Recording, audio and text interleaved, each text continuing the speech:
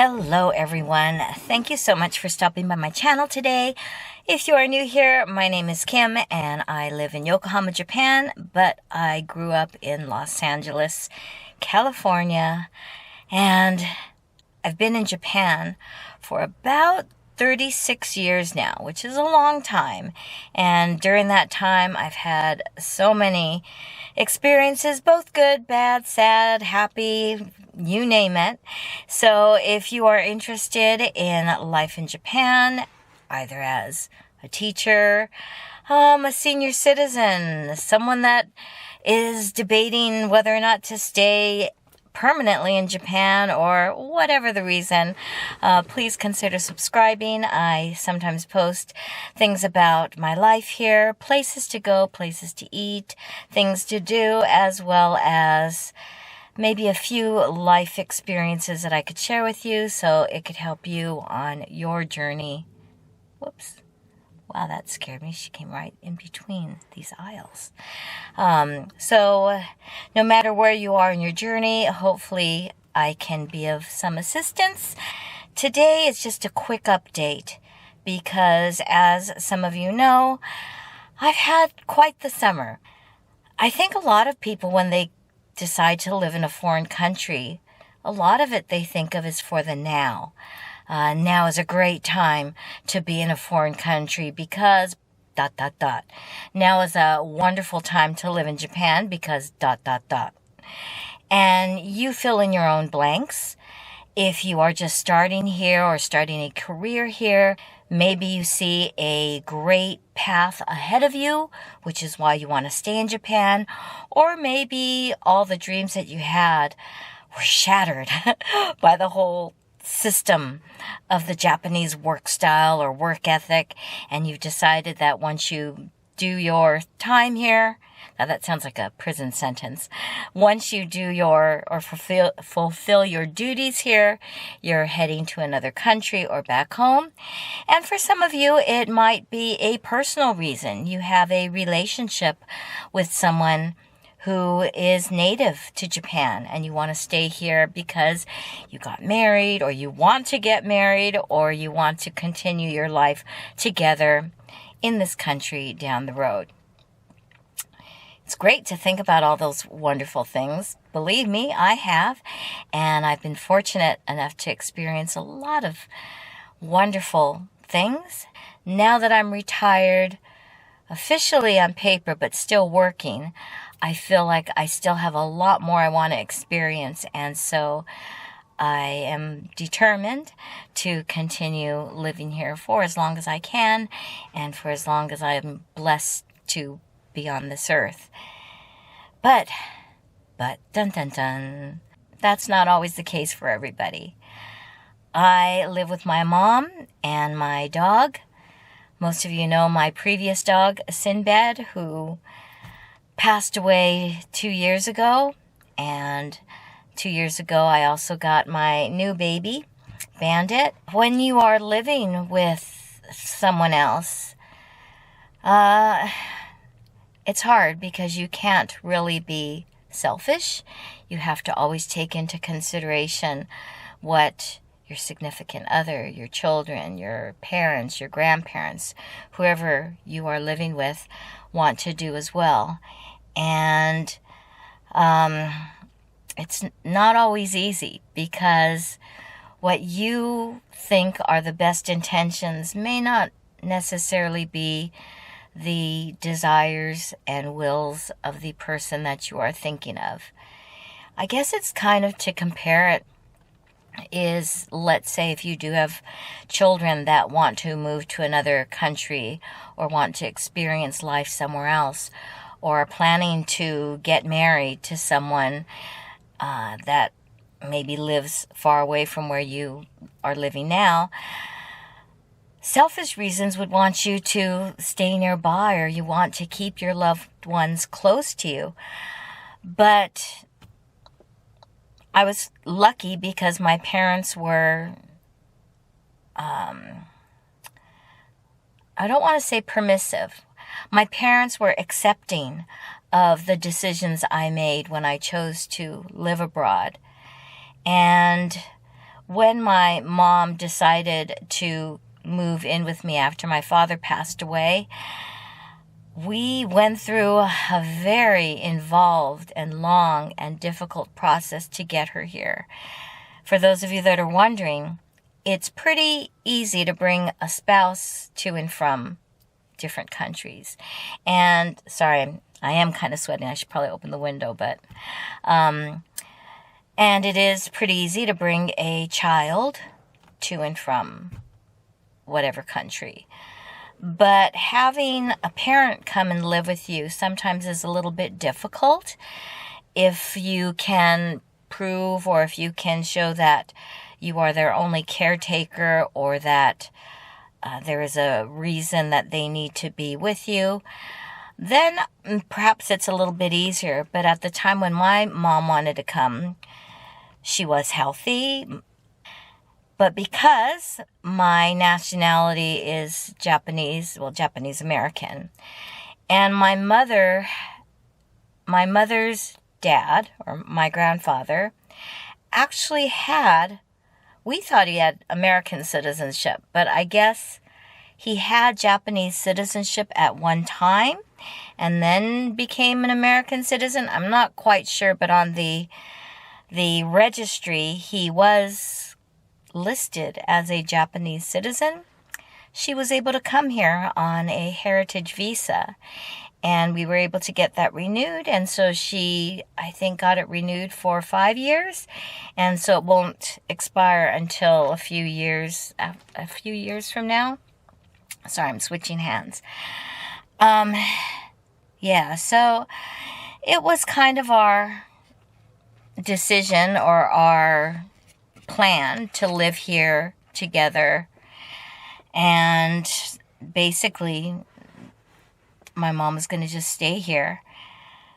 But as you start to get older, you realize there's a lot more that you have to consider, and maybe it was me being selfish wanting my mom with me because, number one, I would know that she was safe.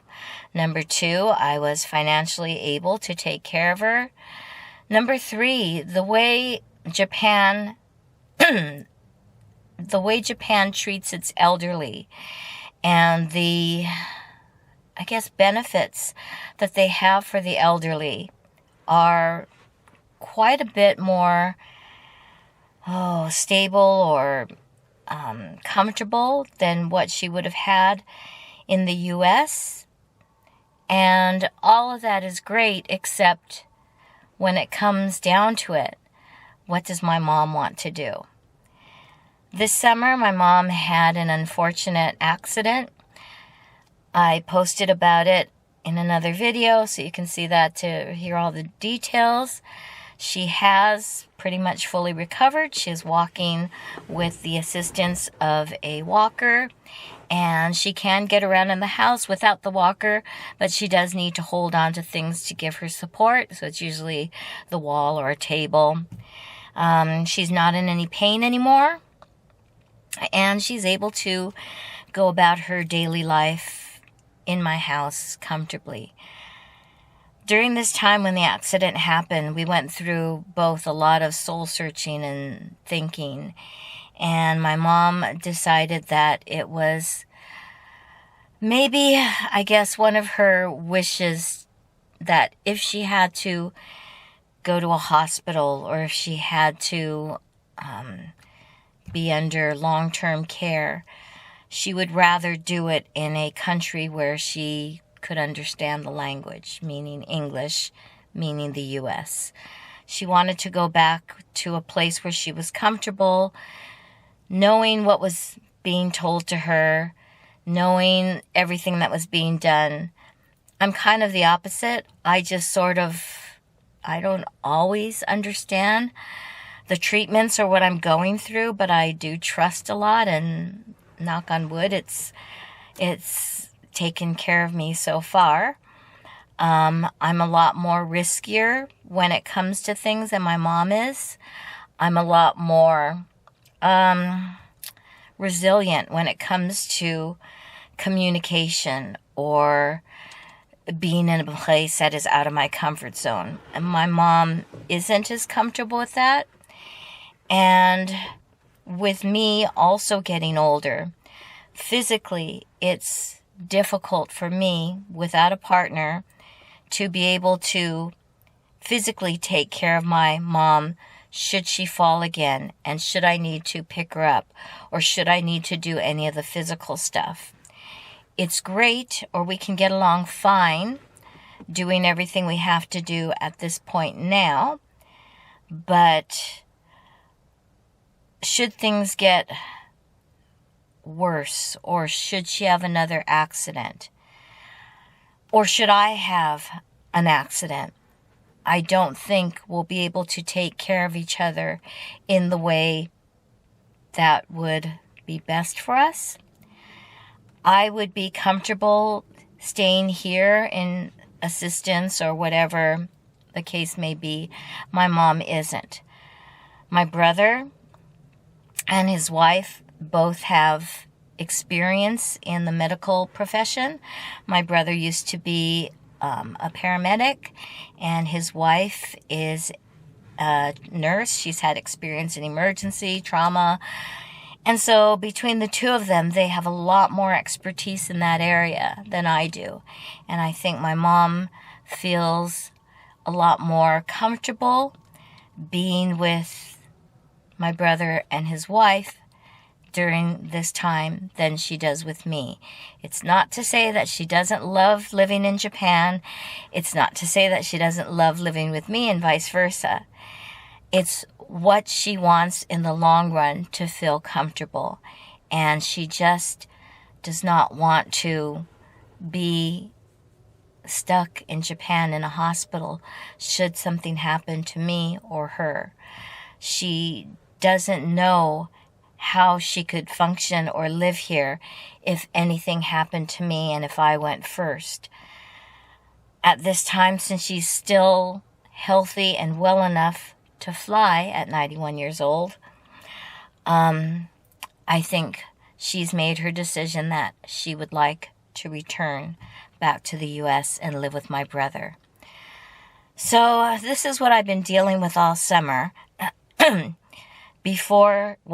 While she was in the hospital, and I had to make preparations for her to come back from the hospital so that living on the first floor would be where she lived, and no way could she handle the stairs anymore, so I had to basically move everything of hers from the upstairs room down to the first floor in the living room area and move everything that I had in the living room up to the upstairs floors.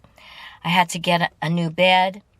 I had to get a couple of things done and organized.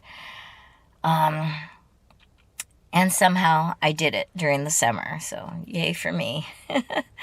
I'm not going to cry in this video, although I do feel the tear ducts starting to go. But I'm not going to spend this video being emotional. I'm just going to tell you matter-of-factly. So we contacted my brother, my aunt, made the preparations so that she could fly back. Actually, not by herself and not with me. My brother is going to fly here to Japan and fly back with her. And he's already got the tickets for, the best seats in the plane right next to the toilets should she need it. And basically my mom's going home in style with my brother. In a way, don't get me wrong, I'm grateful. I'm glad that she's able to do this. Of course, it's not coming out of my brother's pocket. It's coming out of our funds. So I feel like this summer, my funds have just went directly to these unexpected yet very essential and important activities. And I don't get to fly first class. Don't get me wrong, not that I wanted to. My place is here. Sorry. And I've got Bandit to take care of. And I've got to get the house rearranged as well. Hold on. Just wiping it. It's a combination of sweat. Blood, sweat, and tears. So that's what I've been dealing with and trying to help her get ready to make the move. It's coming soon. My brother is coming in October. Now, if you recall, my brother was in Alaska, and so he put in a transfer from his job to return back to their place in Idaho. And my mom is familiar with that house, with, she's got doctors, friends, places there that she's familiar with, and, that's what she wants. And I'm glad that she was able to enjoy and live in Japan when she was healthy and when she could enjoy the best of it. And she can go back now and, she doesn't intend to go out at all. She's not going to do like her lifestyle that she used to do, walk around and all that. She will need to be dependent on my brother and his wife for a good number of things. So, yeah, but I feel comfortable because I think my brother and his wife can provide those things that I wish I could say I could, but I can't. I could as far as financially and mentally and all that, emotionally, but it's not what my mom wants. And my mom would prefer to live her final years in the U.S., so I need to respect those wishes. And so that may mean a couple of trips back to the U.S., and it's been a long time, so that could be in the making. But, yeah, so that's what I've been going through. It's a new life change in so many ways, but I know it's for the best.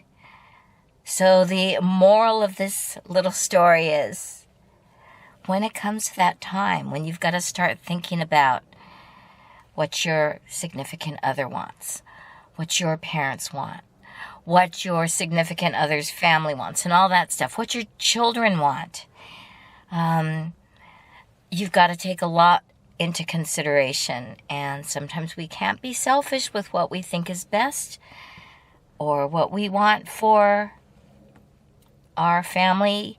We may think we know best, but, because I could easily say all the reasons why my mom should stay here.